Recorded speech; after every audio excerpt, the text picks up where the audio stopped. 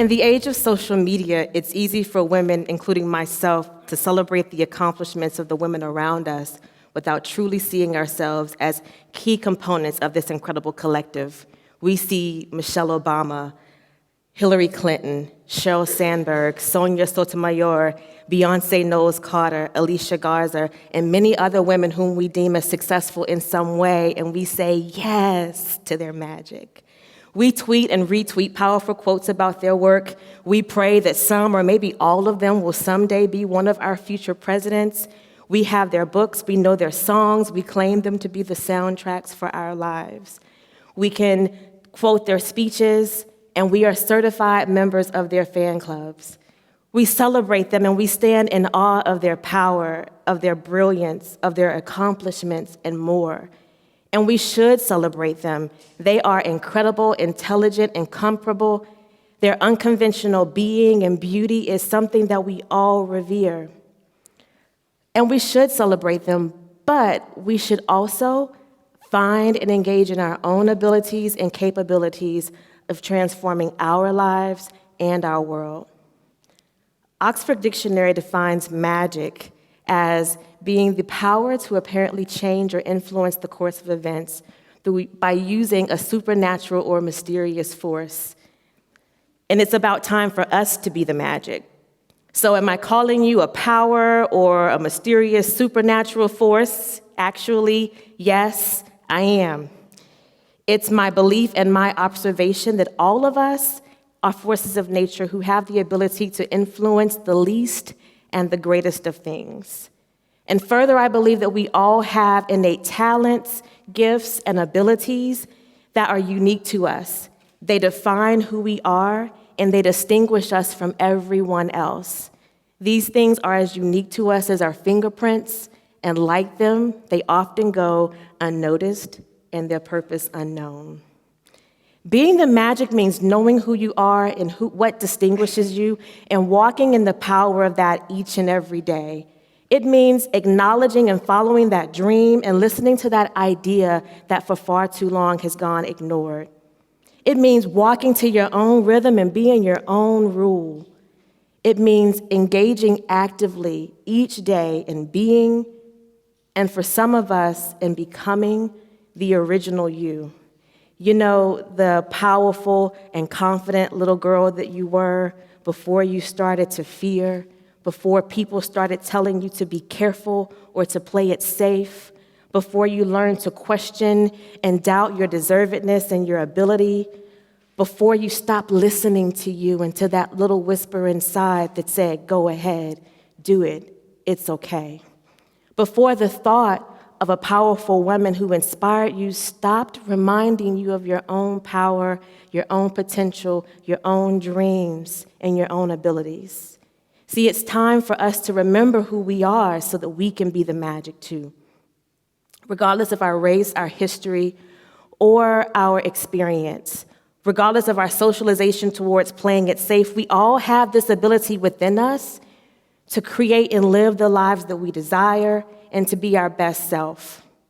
So if this notion of being the magic and standing in your own power is something that resonates with you, I want to invite you to do 3 things. First, forgive yourself. Yes, forgive yourself. Forgive yourself for all the times that you have told yourself who you are not, but failed to acknowledge who you truly are. Because you see, if we're honest with ourselves, many of us struggle with this myth of believing that we're not good enough. And when we do, oftentimes we decide that supporting and celebrating the success of others is the safer and more appropriate role for ourselves. And I'm not saying that it's not okay for us to be cheerleaders, but it's also okay for us to cheer for us. So forgive yourself, because we tell ourselves these lies about what will happen if we take that chance, what will happen if we try, and we do it to protect ourselves from the possibility of being disappointed by the person we've come to believe we are. Next, I want you to check your fingerprints. I mentioned a moment ago that our dreams, our interests, and our abilities are like our fingerprints. You know, those mysterious ridges at the ends of your fingers that are just there because they've always been there. I want you to explore what has always been there for you. When I think about my life, the things that have always been there are my desire and my ability to help people move forward, my writing, and my creativity.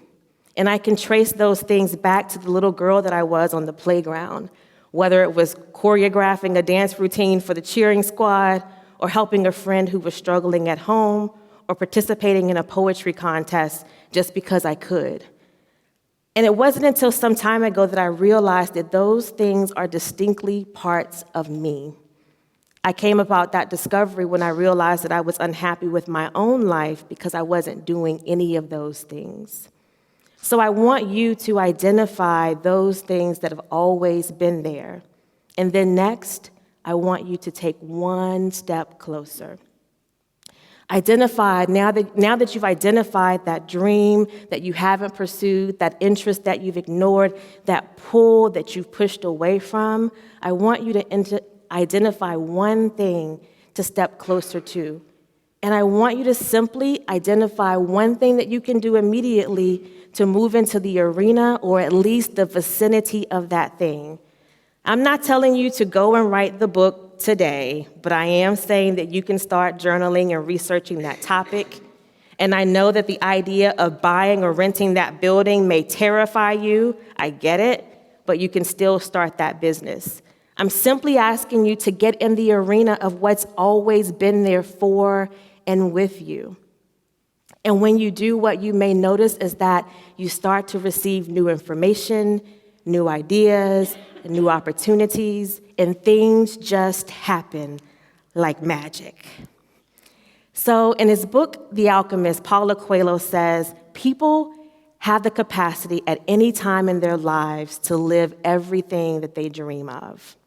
So rather than us waiting to be good enough, to be educated enough, to be talented enough, to be whatever of enough we define as what we need to move forward, I want to challenge you to step in it right now. Stop waiting and be the magic. Take a step closer to that dream, to that idea, to that concept. Walk in the power of what you know and in who you are. And while we can continue to celebrate the women in our society who amaze us, we can continue to stand in formation with them as they demonstrate their power and poise. But let's respond by standing in solidarity with them, by living our own truth, following our own dreams, and being the magic that we have always been, because we most certainly truly are.